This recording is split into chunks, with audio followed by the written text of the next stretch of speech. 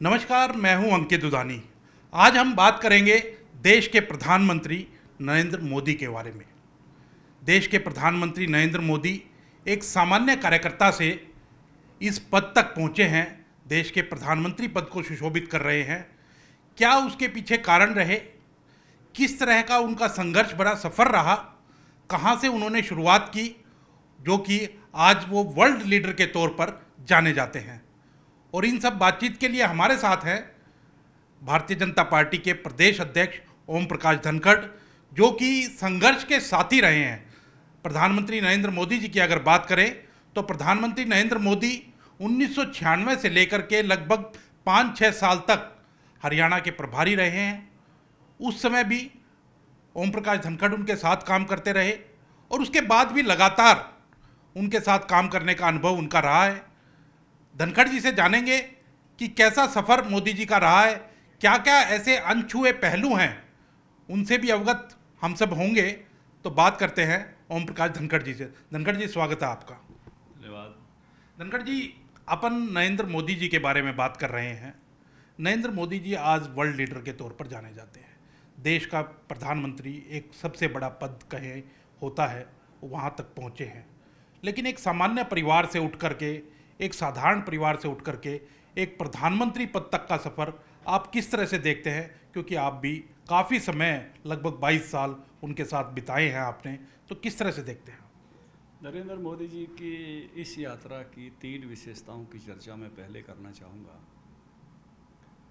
पहली विशेषता जो यहाँ प्रभारी रहते हुए हमने उनमें ऑब्जर्व की, वो विशेषता ये थी कि नरेंद्र मोदी जी कभी भी अपनी ऊर्जा को वेस्ट नहीं करते थे, हमेशा इन्वेस्ट करते थे। कभी बैठकर गप्पे मार रहे हैं ये हमने नहीं देखा, घंटों टीवी देख रहे हैं ये हमने नहीं देखा। वो हमेशा फोकस्ड रहते थे कि कौन कौन से काम करने हैं, कौन से मुद्दे हैं, कौन से विषय बैठक में लेने हैं। वो बाकी के समय में दूसरे काम में जुटते थे, स्वाध्याय करते थे। हमारी सबसे बड़ी ताकत किसी भी व्यक्ति की उसकी अपनी ऊर्जा होती है। आपका व्यक्तित्व आपकी ही ऊर्जा का बदला हुआ स्वरूप है। ये भवन जिसने बनाया है उसी की ऊर्जाओं का बदला हुआ स्वरूप है। किसी का कोई पद है तो उसी की बदला हुआ स्वरूप है। किसी की कोई संपत्ति है तो उसी व्यक्ति की ऊर्जा का बदला हुआ रूप है। पैसे से भी अधिक कीमती इन्वेस्टमेंट अपनी एनर्जी का होता है। और यही उनकी सबसे खास बात थी कि हमेशा उन्होंने अपनी ऊर्जा को इन्वेस्ट किया, कभी वेस्ट नहीं किया। हम जैसे लोग जो साधारण रह जाते हैं वो सामान्यतः अपनी ऊर्जा घंटों घंटों वेस्ट करते हैं इन्वेस्ट करने की बजाय। नरेंद्र मोदी जी की साधारण से असाधारण की यात्रा में, और आज भी मैं देखता हूँ कि प्रधानमंत्री के रूप में हमेशा वो अपनी ऊर्जा को इन्वेस्ट करते हैं। गुजरात के मुख्यमंत्री के रूप में भी हमने देखा, यहाँ उस समय जब प्रभारी थे उस काल में भी देखा। तो एक पहला गुण मैं ये कहूँगा कि उन्होंने सदैव अपनी जो सबसे वैल्यूएबल रिसोर्स किसी व्यक्ति के पास होता है, अपनी खुद की एनर्जी, उस एनर्जी का हमेशा इन्वेस्ट किया। दूसरा जो गुण मैं देखता हूँ उनकी साधारण से असाधारण की यात्रा का, कि वो हमेशा बड़ा सोचते थे। और वो बड़ा सोचते थे, ऐसा खुद सोचते थे ऐसा नहीं, वो कार्यकर्ताओं की टीम में भी हमेशा इस बात के मैसेज देते थे कि थिंक बिग, बड़ा सोचो तो बड़ा कर पाओगे। वो अपने एग्जाम्पल भी बताते थे कि भैया मैं मोरबी की बाढ़ का काम देख रहा था और उस समय मेरे साथ एक और अन्य विभाग प्रचारक लगाए हुए थे। वो स्वयं भी उस समय संघ के विभाग प्रचारक थे। काफ़ी नुकसान हो गया था, तो वो कहीं मोटरसाइकिल पर उसके लिए धन संग्रह के लिए जा रहे थे। उन्होंने अपने पिछले साथी से पूछा कि हम फला व्यक्ति के पास जा रहे हैं, कितने पैसे इनसे ले लें। उन्होंने अपने अनुमान से कहा कि भाई 21,000 मांगेंगे तो 11 देगा, 31-51 मांगे तो 21 दे सकता है। तो मोदी जी ने कहा कि आप बात मत करना, मैं करूँगा। और पूरा उन्होंने विस्तार से बताया कितना पशुधन गया, कितना जनधन गया, कितनी आर्थिक हानि हुई है, उस सब का पुनर्निर्माण करना है और आप 11 लाख रुपये डोनेशन दीजिए। और उस व्यक्ति ने दिए।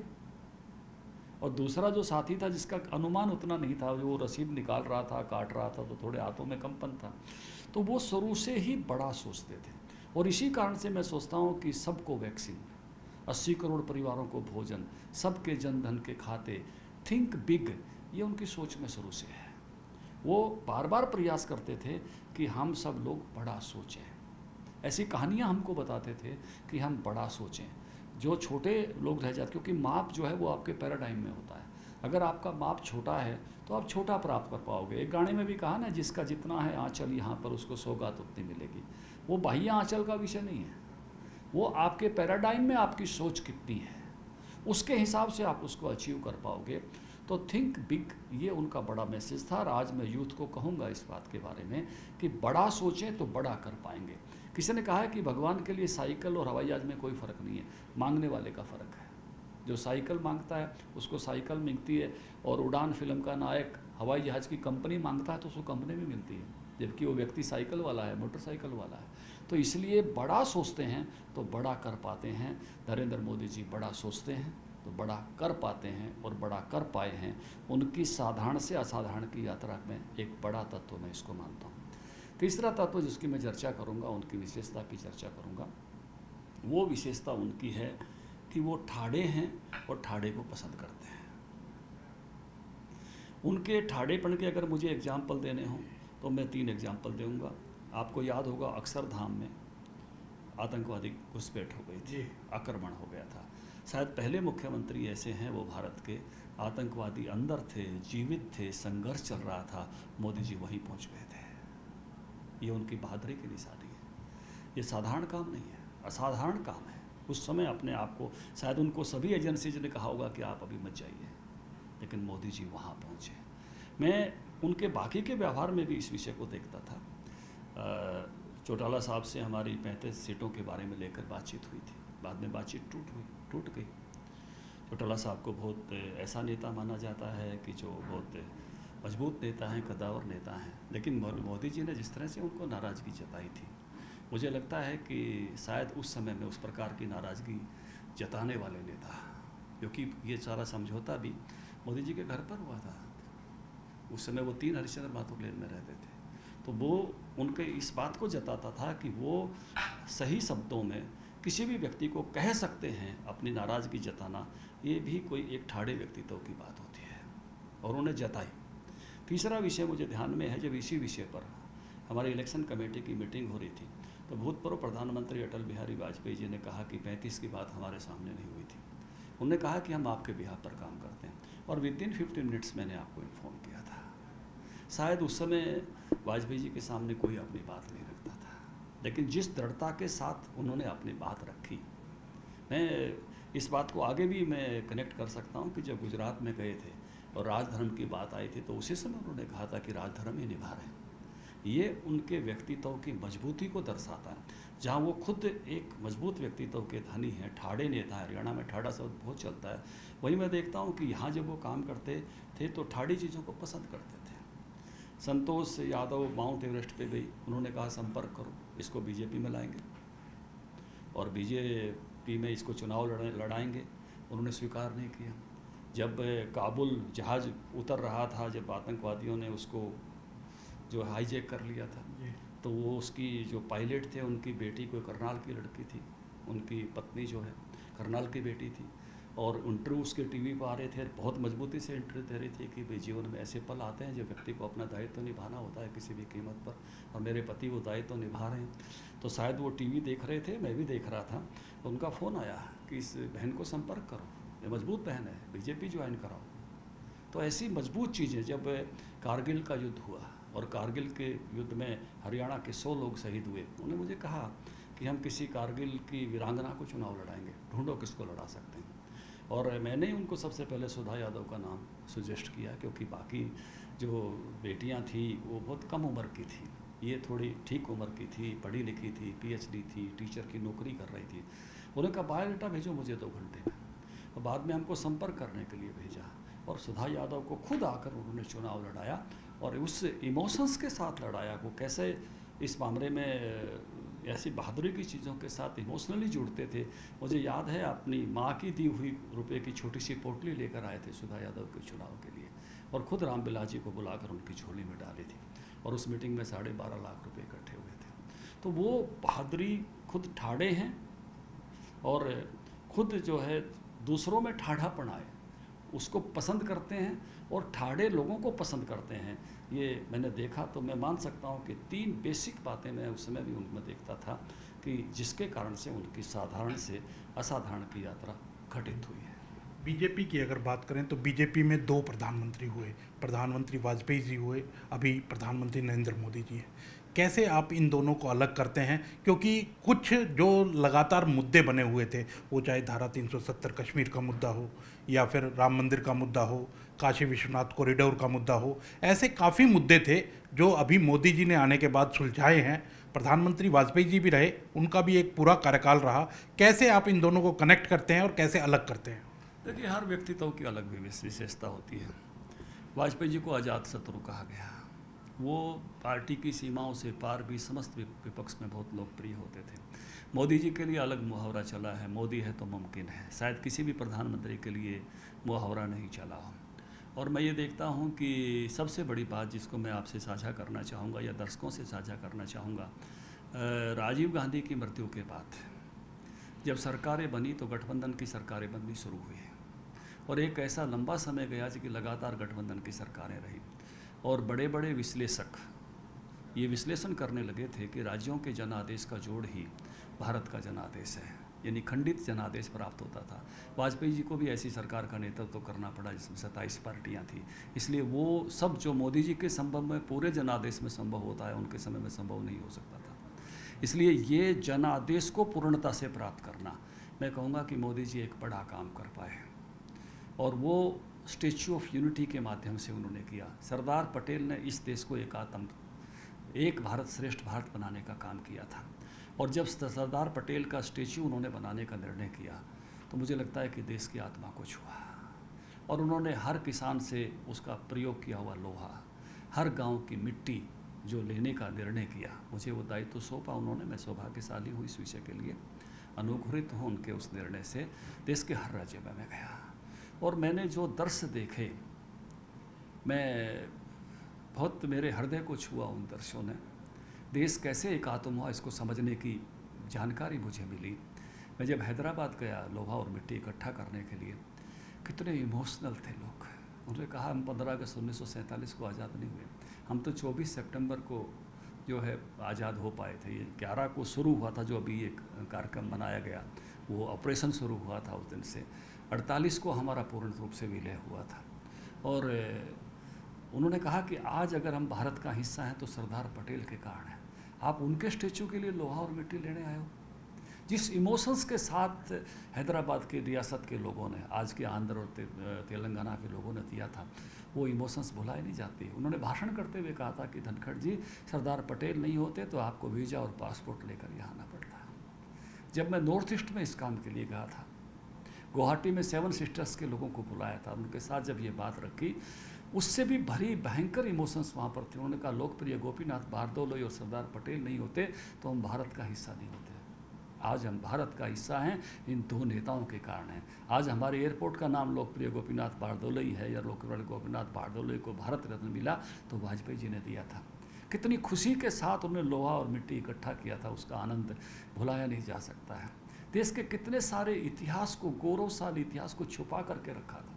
जब इस काम के लिए मैं पोर्ट ब्लेयर गया और मैंने कहा कि मैं काला पानी में जो जेल है, सेलुलर जेल पोर्ट ब्लेयर में, उसमें से मिट्टी लेंगे तो वहाँ के उस समय के सांसद विष्णुपाद रे ने मुझे कहा कि सुबह मैं आपको कहीं और ले चलूँगा। और वो आए मुझे वाइपर टापू लेकर गए। वाइपर टापू देश के इतिहास में नहीं बताया गया। वाइपर टापू पर चेन गेम जेल होती थी, ये नहीं बताया गया। 7-7 लोगों को पीठ और पेट से बांध कर रखा जाता था। अनेकों लोगों को वहाँ फांसी दी गई, ये नहीं बताया गया। वहाँ महिला जेल, पुरुष जेल, पुरी के राजा उसमें थे, मणिपुर के राजा थे, आज उनके नाम पर एक पर्वत शिखर का नाम रखा गया, ये देश को नहीं बताया गया। नेताजी सुभाष चंद्र बोस ने 30 दिसंबर 1943 को ध्वज फहराया था, ये देश को नहीं बताया गया। मोदी जी ने जाकर फिर से उस ध्वज को फहराया और सैल्यूट किया है और इतना ऊंचा फहराया कि कांग्रेस ने जिसको डिसेबल कर दिया था, आज कांग्रेसी उसको उतार नहीं सकते हैं। मुझे लगता है कि स्टैच्यू ऑफ यूनिटी के उस काम के साथ मोदी जी ने देश की आत्मा को छुआ और देश की आत्मा के साथ वो एकात्म हुए, इसलिए उनको पूर्ण बहुमत मिला और केवल 14 में मिला ऐसा नहीं है। अब उसके बाद 19 में भी उनको पूर्ण बहुमत मिला। पूर्ण बहुमत की सरकार बनाने में वो सफल हुए और इस देश की आत्मा के साथ वो जुड़े हुए हैं और आत्मा के साथ जुड़े हुए हैं। इसलिए आप देखेंगे जब वो कहते हैं जनता कर्फ्यू लगाओ तो कर्फ्यू लगाती है, जनता थाली बजाओ तो थाली बजाती है, जनता लाइटिंग करो तो लाइटिंग करती है। भारत का जन उनके साथ चलता है। भारत के जन की भावना को समझने में आज़ाद हिंद फौज का जो सम्मान बिल्कुल गायब कर रखा था कांग्रेस पार्टी ने, उसको किस प्रकार से प्रतिष्ठित करने में इंडिया गेट पर जो उन्होंने काम किया है, हमारी सैनिकों की वीरता को जिस प्रकार से उजागर करने में वहाँ युद्धों का जैसे स्मारक बनाया गया है, एक एक चीज़ वो ऐसी कर पा रहे हैं जो भारत की आत्मा को छूती है। ये पहला ऐसा नेता है मेरे जीवन काल में जिसको मैं भारत की आत्मा के साथ एकात्म हुए देखता हूँ, जो जिन्होंने भारत की आत्मा के साथ जुड़े हुए हैं और उनके निर्णय और कार्यकलापों के साथ भारत आगे बढ़ रहा है। और इसलिए वो ऐसा सोच पाते हैं, अमृतकाल अगले 25 साल का सोच पाते हैं, आत्मनिर्भर भारत का सोच पाते हैं, भारत की एक चाह जो है, उद्देश्य जो है, एस्पिरेशंस जो हैं, उनको वो महसूस कर पाते हैं और उस पर्सनल भारत को अभिव्यक्त करने के सामर्थ्य के साथ वो जुड़ते हैं। इसलिए वो ऐसे नेता हैं। 2014 की आपने बात करी, 2014 में स्पष्ट बहुमत भारतीय जनता पार्टी का आया, नरेंद्र मोदी प्रधानमंत्री बने। एक माहौल ऐसा बना पूरे देश भर में कि हर एक युवा कहें, बच्चा कहें, बुजुर्ग कहें, सबके मन के अंदर ये था कि देश के प्रधानमंत्री नरेंद्र मोदी जी बनने चाहिए। युवा जल्दी से किसी को एक्सेप्ट नहीं करता है, बड़ा सोचता है, विचारता है और उसके टेस्ट के हिसाब से, अपने टेस्ट के हिसाब से नेता को चुनता है। मोदी जी को कैसे कनेक्ट किया गया युवा से? युवा ने कैसे कनेक्ट किया अपने आप को कि मोदी जी युवा हैं, मोदी जी, बुजुर्गों ने समझा कि मोदी जी बुजुर्ग हैं, मतलब किस तरह से कनेक्ट किया, आपको क्या लगता है? देखिए, एक तो मैं कहूँगा कि मोदी जी युवाओं से भी अधिक टेक्नोलॉजी प्रिय है। जब यहाँ टेक्नोलॉजी देश में तेज़ी से के साथ आ रही थी, मुझे याद है उन्होंने हम सबको कहा कि कंप्यूटर रखो घर में। जब ईमेल ज़्यादा नहीं चलते थे, उन्होंने कहा फैक्स रखो। 96 में वो हमारे प्रभारी यहाँ थे तो मोबाइल फ़ोन आया था, उन्होंने कहा मोबाइल रखो। हमारी पेमेंट करने की स्थितियाँ नहीं थी, थोड़ा रुपए की कॉल आने जाने की होती थी। उन्होंने कहा नहीं, पार्टी सहयोग करेगी, आप मोबाइल फ़ोन रखिए, फास्ट कम्युनिकेशन होना चाहिए। और आपने देखा होगा पहले 3D सभाएँ किसी की हुई तो उनकी हुई।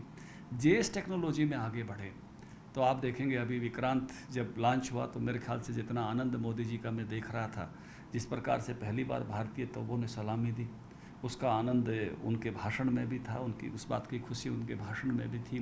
नरेंद्र मोदी जी खुद टेक्नोलॉजी प्रिय हैं और लोग टेक्नोलॉजी के साथ आगे बढ़ें। यूथ टेक्नोलॉजी को बहुत अप्रिशिएट करता है, पसंद करता है। इसलिए मोदी जी आपको ट्विटर पे भी दिखेंगे, इंस्टाग्राम पर भी दिखेंगे, फेसबुक पर भी दिखेंगे। वो सभी माध्यमों के साथ कनेक्ट होते हैं और उनमें ये सामर्थ्य है कि वो यूथ की तरह से सोचते हैं। आगे का विजन उनका जो है गजब का है, विजनरी नेता है। तो उसके कारण से यूथ बेहतर भविष्य को हमेशा पसंद करता है और बेहतर भविष्य के साथ सोचना उनके मन का स्वभाव है। तो उस नाते से एक विजनरी नेता के रूप में जब वो आगे बढ़ते हैं और लेटेस्ट टेक्नोलॉजी के साथ आगे बढ़ते हैं और भारत को दुनिया का सिरमौर बनाने का जो उनका सौपन है कि किस प्रकार से मेक इन इंडिया को वो लेकर आए, किस प्रकार से स्टार्टअप को बढ़ावा मिले। एकदम यूथ की सोच है स्टार्टअप दुनिया में, स्टार्टअप्स की मजबूती हो, स्टार्टअप्स की चर्चा करते हैं मन की बात में। यूथ के द्वारा जितने भी किए हुए काम हैं उनकी मन की बात में वो चर्चा करते हैं। और यूथ दूसरा, जिस बात का मैंने पहले उल्लेख किया, बहादुरी को पसंद करता है। इसलिए वो यूथ में एडवेंचर बहुत गजब की बात होती है और वो सदा से एडवेंचरस नेता हैं। जैसे मैंने चर्चा की कि आज भी कोई ऐसी बात आ जाए, बालाकोट वो रात को सोए नहीं थे, देश ने देखा जब तक ऑपरेशन पूरा नहीं हुआ। वो अंदर से खुद उस प्रकार के यूथनेस उनके अंदर है, उस प्रकार के भाव से वो भरे हुए हैं। आज भी एक अनुभवी नेता के साथ साथ एक यूथ की तरह से काम करते हैं, लेकिन वो उस उम्र की लोगों की भी समस्याओं को समझते हैं। और इस नाते से आप अंत्योदय का जो उनका वो है कि किस उम्र के पड़ाव पर और किस किस वर्ग के लोगों को क्या क्या दिया जाए, तो जनधन के खाते देते हैं, पेंशन देते हैं, किसान पेंशन, व्यापारी पेंशन जो है, ये कामगार पेंशन, श्रमिक पेंशन जो है ये शुरू करते हैं, आयुष्मान का कार्ड देकर इलाज शुरू करते हैं, जनधन के खाते देकर जो है चीज़ों नीचे तक डायरेक्ट पहुंचाने का काम करते हैं। तो हर विषय में हम देखेंगे किसान को किसान सम्मान निधि देते हैं। तो वो हर वर्ग के हर सेक्शन की ज़रूरतों को भी समझते हैं और उसको समझते हुए वो उनसे भी कनेक्ट होते हैं और उसके कारण से वो चीज़ों को कन्वर्ट भी कर पाते हैं। वो केवल कहते कहते नहीं है, उनका केवल कम्युनिकेशन नहीं है, वो कहते हैं, कनेक्ट करते हैं, कन्वर्ट करते हैं। वो केवल अपनी सरकार की योजनाएं बताते हैं ऐसा नहीं है, वो बदलाव करते हैं और बदलाव लोग देखते हैं। आप देखिए 14 से पहले भारत खुले में शौच मुक्त नहीं था, आज भारत खुले में शौच मुक्त है, बदलाव है। हर घर रसोई गैस पहुंचाना उज्ज्वला की योजना से हमारी माताएं बहना साल भर जो है सर पर ईंधन रख के, उपले रख के, जो है लकड़ियां काट के, ठांसरे रख के किस तरह से व्यवस्था करती थी ईंधन का, भोजन के लिए। आज उज्ज्वला गैस पहुंचने से बहनों के सर से वो बोझ उतरा है। हर घर नल से जल, कितनी कितनी दूर से पानी आता था, कितने हर नल पर कैसे झगड़े होते थे, हम सबको मालूम है। जो है शहरों में इस प्रकार का विवाद, गाँव में दूर से पानी आना, लेकिन हर घर में नल से जल। किसके जीवन में बदलाव आया? मातृशक्ति के जीवन में बदलाव आया। एक एक बदलाव उन्होंने इस प्रकार से करके दिखाया। यहाँ केवल पहले सरकारें आती थी, वो केवल अपनी योजनाएं बताती थी, हमने ये किया है। मोदी जी के समय में बदलाव हुए हैं, ये सामने आता है। कहीं ना कहीं नारी सशक्तिकरण के लिए भी जो कदम उठाए गए उनके द्वारा, उनका जिक्र आप कर रहे हैं। देखिए, मैं एक बात देखता हूँ, महिलाओं के प्रति उनके मन में बहुत आदर का भाव है। सबसे पहले मैं जिक्र करना चाहूँगा, जब वो यहाँ प्रभारी थे तो उनका एक शानदार उद्बोधन हुआ था। मैं कहूँगा कि उनके प्रभारी काल का सबसे शानदार उद्बोधन था, मातृत्व ही नेतृत्व है। रोहतक में शिक्षा भारती के स्कूल में हमारा प्रशिक्षण चल रहा था और उनका समारोह उन्होंने किया था। उन्होंने कहा कि माँ के गुणों को हम सीख लेंगे तो नेता के गुणों को सीख लेंगे। जैसे माँ अपने बच्चे का मन नहीं मरने देती, अगर हम अपने कार्यकर्ता के मन को ठीक रख पाते हैं तो कभी भी हम असफल नहीं हो सकते। बहुत शानदार भाषण था उनका। उस समय रिकॉर्डिंग वगैरह कम होती थी, काश आज वो भाषण रिकॉर्डेड होता तो बहुत उपयोगी होता, लेकिन बहुत गजब का उद्बोधन उनका था। दूसरा मैं याद करना चाहूँगा कि जब वो टिकट बांट रहे थे, यहाँ जब प्रभारी थे, तो मुझे याद है हरियाणा निवास में बैठक हो रही थी और एक बहन को टिकट देने की बारी आई। हमारे कुछ वरिष्ठ नेताओं ने जो ट्रॉली में थे, मैं भी बैठा हुआ था, प्रदेश का महामंत्री था, उस कमेटी का सदस्य था, तो विरोध किया उस टिकट का। जब उन्होंने नहीं माना कि नहीं भाई, एक बहन को टिकट देने की बात है, काहे को विरोध कर रहे हो, तो विरोध थोड़े हल्के स्तर पर उतर गया। मोदी जी ने बहुत भयंकर नाराजगी दिखाई। एक बहन की टिकट देने के मुद्दे पर आप इस स्तर पर उतराए हैं, मुझे आप लोगों से ये उम्मीद नहीं थी। वो टिकट दिया, वो बहन जीती और विधायक बनी। उस दिन उनका कद मेरी नज़रों में और ऊंचा हो गया था कि कैसे वो ऐसे विषय पर अड़ते हैं और ठीक मुद्दे पर अड़ते हुए निर्णय कराते हैं। सोशल इंजीनियरिंग, मुझे याद है कि जब गोविंदाचार्य जी महामंत्री थे, एक विषय बीजेपी में बहुत पॉपुलर हुआ था। नरेंद्र मोदी जी उस सोशल इंजीनियरिंग के यहाँ वाहक थे। रतनलाल कटारिया जी को जब उन्होंने अध्यक्ष बनाया, अनुसूचित जाति परिवार से आने वाले एक साधारण परिवार के नौजवान को, तो ये सोशल इंजीनियरिंग थे उनके। और आज मैं देखता हूँ उनकी पूरी सरकार में जिस प्रकार से पिछड़ों को, दलितों को जो पार्टिसिपेशन मिला है, अनुसूचित जाति वर्ग से आने वालों को, अनुसूचित जनजाति वर्ग से आने वालों को, पूरे देश की सरकार में उन्होंने सोशल इंजीनियरिंग की है और पूरा देश इससे प्रभावित और अभिभूत है।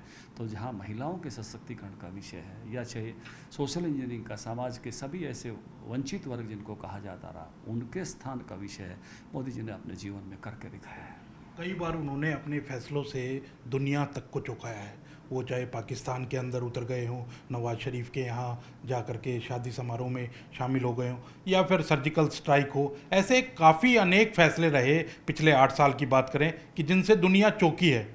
क्या मानते हैं कि इसके पीछे क्या कारण रहते हैं, क्या सोच रहती है चौंकाने के पीछे? क्या कहीं ना कहीं कोई मैसेज देना चाहते हैं या क्या रहता है इसके पीछे? देखिए, पहली बात तो हिम्मत रहती है।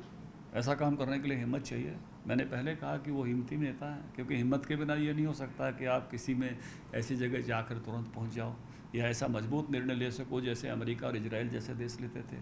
तो पहली बात है कि वो हिम्मती नेता है। दूसरी बात है कि वो हमेशा देश उनके लिए सर्वोपरि है, और इसलिए देश का जब अच्छा सोचते हैं तो देश के पड़ोस का अच्छा सोचना भी होता है कि देश के पड़ोसी भी अच्छे रहें। तो उस नाते से उन्होंने अपनी पहली ओथ में अपने सभी पड़ोसियों को बुलाया था। व्यवहार बदला तो उसका परिणाम भी उनको भुगतना पड़ा, उसका बजा भी चखना पड़ा। तो इस नाते से उनके लिए देश सर्वोपरि है, और वो अपने देश के लिए बड़ी से बड़ी बात दुनिया के किसी भी राष्ट्र को कह सकते हैं, किसी भी देश को कह सकते हैं। और हमने अभी कहते हुए देखा है, रसिया और यूक्रेन के युद्ध में कहते हुए देखा है, अपने देश के बच्चों को दुनिया से अपने नागरिकों को और बच्चों को निकालते हुए हमने देखा है। बड़ी दृढ़ता के साथ जब हमको तेल पर बात कही गई तो हमारे विदेश मंत्री को दृढ़ता से उनके नेतृत्व को मैं कहते हुए देखा है कि आप कितना मंगाते हैं और हम कितना मंगाते हैं। ये बात उनके समय में हो रही है कि भारत के बारे में सोचना है तो भारत के नज़रिए से सोचिए, अपना नज़रिया भारत पर मत थोपिए। ये बहुत बड़ी बात है जो मोदी जी के युग में हुई है। पूरी दुनिया के सामने पूरी दुनिया को भारत को देखने का नज़रिया बदलने में वो कामयाब हुए और पूरी दुनिया में भारतीयों के हौसले को बढ़ाने में भी वो कामयाब हुए हैं। आज भारतीय जिस हौसले के साथ पूरी दुनिया में रहते हैं और अपने आप को भारत का एम्बेसडर मानकर वहाँ व्यवहार करते हैं, बड़ा बदलाव है और ये उनके नेतृत्व में संपन्न हुआ है। आखिरी सवाल करूंगा कि राजनीतिक रणनीतिकार हैं प्रशांत किशोर, वो भी अब कहते हैं कि 2050 तक तो मोदी जी रहने वाले हैं। क्या लगता है कि अब विरोधियों को भी लगने लगा है, उनका लोहा मानने लगे हैं? क्योंकि कहीं ना कहीं भाजपा के पक्ष में तो नहीं रहे जो प्रशांत किशोर हैं, लेकिन अब वो भी लोहा मानते हैं कि 2050 तक मोदी ही रहने वाले हैं। कैसे देखते हैं आप? देखिए, हमने कुछ नेताओं को देखा है कि जो छोटे इलाके के पर्याय बनते रहे हैं। एक समय था बंसीलाल जी भिवानी जिले के आत्मा को टच करते थे, पूरी हरियाणा को नहीं करते थे, तो भी वो मुख्यमंत्री रहे, वो एक अलग विषय है, लेकिन भिवानी जिले की आत्मा को टच करते थे। मैंने अपने उद्बोधन अपनी बातचीत में सबसे पहले कहा कि मोदी जी देश की आत्मा को टच करते हैं। आज वो भारत की आत्मा को छूते हैं, भारत के जन की आत्मा को छूते हैं। एक राष्ट्र एक जन, उस बात को वो गहरे में अंतर में उतारे हुए हैं और उसको अभिव्यक्ति दे पाते हैं, भारत को अभिव्यक्ति दे पाते हैं भारत के एक प्रमुख सेवक के नाते से। इसके कारण से सबको लगता है कि मोदी जी इस समय देश के लिए सर्वश्रेष्ठ जो है प्रधानमंत्री हैं, या जैसे उनके शब्दों में कहूँ तो जनसेवक हैं। तो उस नाते से सभी को लगता है कि जब वो सर्वश्रेष्ठ हैं तो बाकी सब वहाँ तक जुड़ ही नहीं पाते हैं। बहुत सारे दल वो काम नहीं कर पा रहे हैं, वो देश की अभिव्यक्ति नहीं बन पा रहे हैं। मोदी जी देश की अभिव्यक्ति बने हैं, इसलिए सबका उनके बारे में, चाहे वो कोई पक्ष में है चाहे विपक्ष में है, कोई सामने कहता है कोई पीछे से कहता है, हर व्यक्ति इस बात को मानता और कहता है कि आज देश की जो आत्मा को छुपा कर वो देश की उस भावना को, जिसको दीनदयाल उपाध्याय ने चीती कहा है, देश की आत्मा को चीती कहा है दीनदयाल उपाध्याय ने, उस चीती की अभिव्यक्ति बने हैं। धन्यवाद। तो ये थे हमारे साथ बीजेपी के प्रदेश अध्यक्ष हैं ओम प्रकाश धनखड़। मैंने पहले भी बताया कि नरेंद्र मोदी जी के संघर्ष के साथी रहे हैं, पूरा विस्तार से बताया है कि क्या क्या विशेषताएं नरेंद्र मोदी जी में हैं और किस तरह से उन्होंने काम किया है। एक साधारण परिवार से उठकर आज जो प्रधानमंत्री पद को सुशोभित कर रहे हैं, उसका उनका सफ़र कैसा रहा है उसके बारे में विस्तार से चर्चा की है। कैमरामैन सुखजिंदर के साथ अंकित दुधानी, न्यूज़ 18 चंडीगढ़।